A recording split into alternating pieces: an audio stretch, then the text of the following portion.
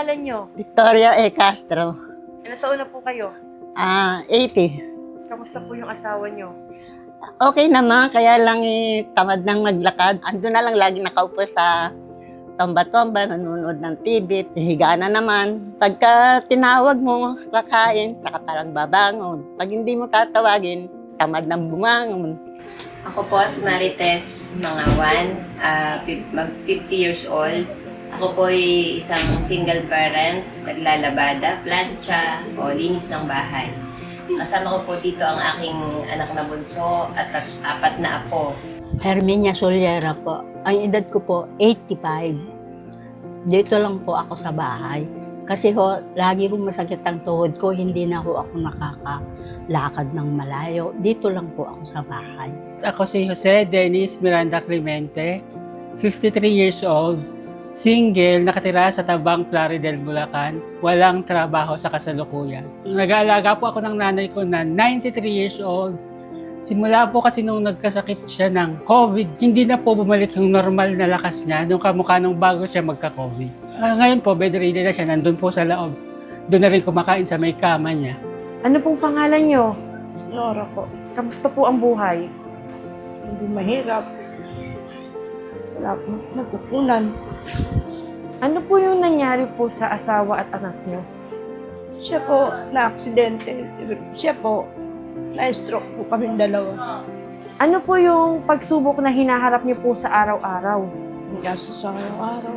Wala po kami mapagkunan. Wala po kami trabaho. May time po na wala kami pasain. Darating na po yung mga bata, galing sa eskwelahan, wala pa pong hindi pa po ako nakapag ng bigas. Nahirapan po ako, ayaw magpautang ng tindahan. Minsan po papasok sila sa eskwela, wala pong baon. Kahit paano po, nakakaalmusal naman sila kanin na lalagyan po ng kape. Sa mga pagsubok po, minsan walang makain, walang maiulam, ganun. Ganun po ang pagsubok sa araw-araw. Dahil sa wala nga akong trabaho, ang medyo nahihirapan kami sa pang-araw-araw na gastos dahil isang kapatid ko lang ang nagtatrabaho at sa gobyerno lang siya nagtatrabaho. Pag ako namamalengke, nagluluto, naglalaban ng mga damit nila, naano pa ako nung sa anak kong special, yung laging nagwawala, di mo maalam kung ano ang problema. Minsan pag malala ng itong kamay, kinakagat, puro kalyo na. Nanggigigil, nagwawala, hindi mo maintindihan kung anong problema. Saan po kayo kumukuha ng lakas ng loob para po malabanan po yung mga pagsubok na yun? Pinag-aanohan ko na lang po yung anak ko. Minsan po, wala po talaga akong pagkukunan.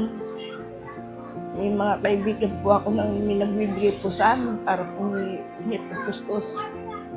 Una po, pag po ako nandun sa pinaglalabahan ko, pinaglilinisan ng bahay. Dasal lang po ako ng dasal. Tapos ibig sana wag na po magkasakit ng mga bata. Puro po yung mga bata po yung naisip ko para po lumaban po sa sitwasyong dinadanas po namin ngayon. Sa apo ko po na kasama ko dito sa bahay, doon po ako kumukuha ng hugot na parang sila ang lakas ko.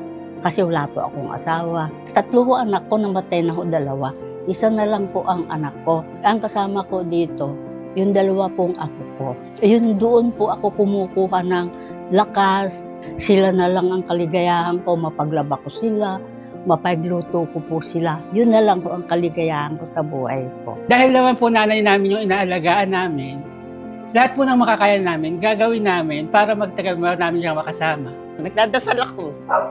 Humihingi na lang ako bigyan pa ako ng lakas ng katawan na malampasan ko lahat ng mga binibigay sa pagsubok na kakayanin ko.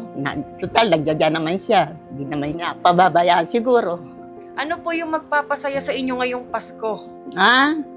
Pag nakita ko yung mga anak ko, lahat, mga anak ko, mga apo ko, mga manugang, lahat ng maging para kaming magre-reunion. Yun ang nagbibigay ng saya sa akin pag nakita ko lahat ng mga anak ko. Kasama-sama lang po kami. Mga anak ko. Masaya na po kami yung sama-sama po kami ng mga bata. Meron po kami sasalu-saluhan po sa mesa kahit po simple lang yan.